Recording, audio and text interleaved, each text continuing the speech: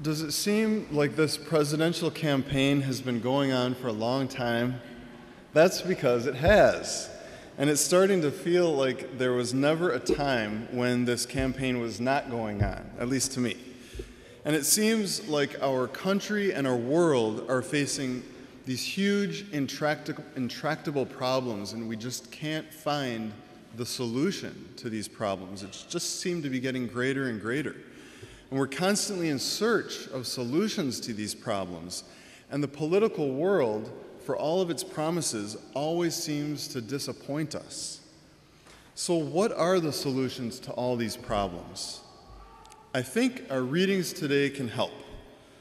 In our first reading from Deuteronomy, Moses tells the Israelites that the commands of God are not mysterious and remote, but are rather found within their hearts. God has placed his law within our hearts. He has created us with that law already implanted in us. But what is this law that's already within us? And that's where our gospel comes in. A scholar of the law approaches Jesus and asks him, "What must I do to inherit eternal life?" And Jesus responds, as he so often does, by posing a question of his own. What is written in the law? And the scholar responds with the perfect definition of the law, the most fundamental of God's commandments. Love God above all else and love your neighbor as yourself. All of the commandments, they can be distilled down into that one sentence. And there's no dispute there. Jesus and the Pharisee are in complete agreement as to what the law is. But that's not the end of the story, of course. The scholar wants to know, how is this to be applied? In other words, who is his neighbor? So we can often agree, and we do often agree on principles, but then disagreement arises over the application of these principles. So for example, I think most people would agree that we should care for the poor and the destitute, that is a good thing.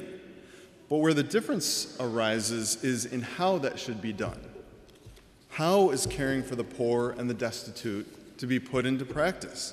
Who fits that definition? Then, that's where the huge differences of opinion emerge. Even the commandment, "Thou shalt not kill," presumably most people would agree with this. But how is this commandment put into practice? Not just around the world, but even in our own country.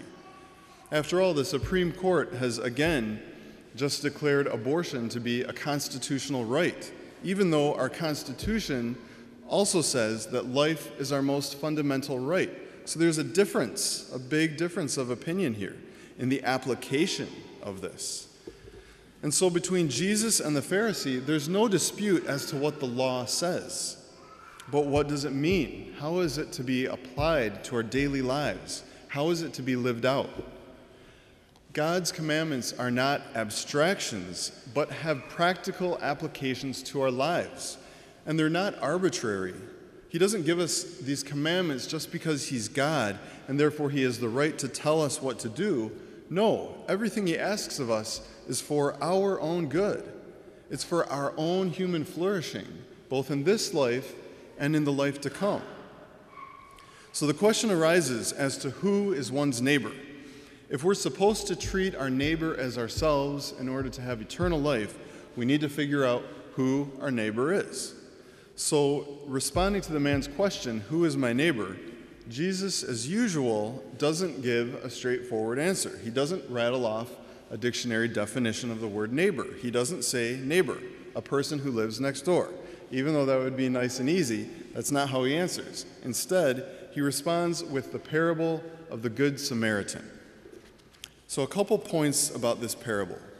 First, it's easy to dismiss the priest and the Levite who pass by without stopping as cold and heartless jerks. But I'm not sure that's what Jesus was suggesting. More likely, they did not stop out of fear. The road between Jerusalem and Jericho is this mountainous, winding road, and it was plagued by bandits, and it was known for being a dangerous route. How often do we let ourselves be governed by fear? How often do we fail to do the right thing because we're afraid? How often do we fail in generosity, for example, because we fear not having enough for ourselves? Second, the man who was robbed was left for dead alongside the road. So to the priest and the Levite, this man appeared to be dead. And by not touching him, they were actually following Israel's purity laws as found in the book of Leviticus, which forbids touching the corpses of anyone other than family members. So in passing by the victim, they were preserving their legal purity. Perhaps they thought they were actually doing the right thing. But then, of course, the Samaritan comes along, and he does what is truly the right thing. He stops, and he takes care of the man. He doesn't stop to consider his own safety or his legal purity. Jesus upholds the Samaritan as the one who did the right thing. And as I'm sure you've heard before, Samaritans and Jews were technically enemies. And so he would not be a likely candidate to be the example of doing the right thing. And in presenting the Samaritan as the one who did the right thing, Jesus takes the scholar's question, "Who is my neighbor?" and he turns it around. In the parable of the Good Samaritan, Jesus doesn't focus on who we should consider our neighbor. Instead, he focuses on how we are to act as neighbors to others. We act as a neighbor to others by treating them with mercy. We act as a neighbor to others by caring for those who are truly in need, regardless of who they are. If someone is in need, then the things that so often divide us shouldn't make any difference in how we are to care for them. Nationality and ethnicity and race and religion and language, political party, political opinions, and so on, none of those things should limit who we are to be a neighbor to. St. Augustine and other early church fathers have also given us another way to look at this parable of the Good Samaritan, which I'd like to leave with you. In their understanding, it is Jesus who is the Good Samaritan, and we are all the man who has been robbed and left half dead by the side of the road.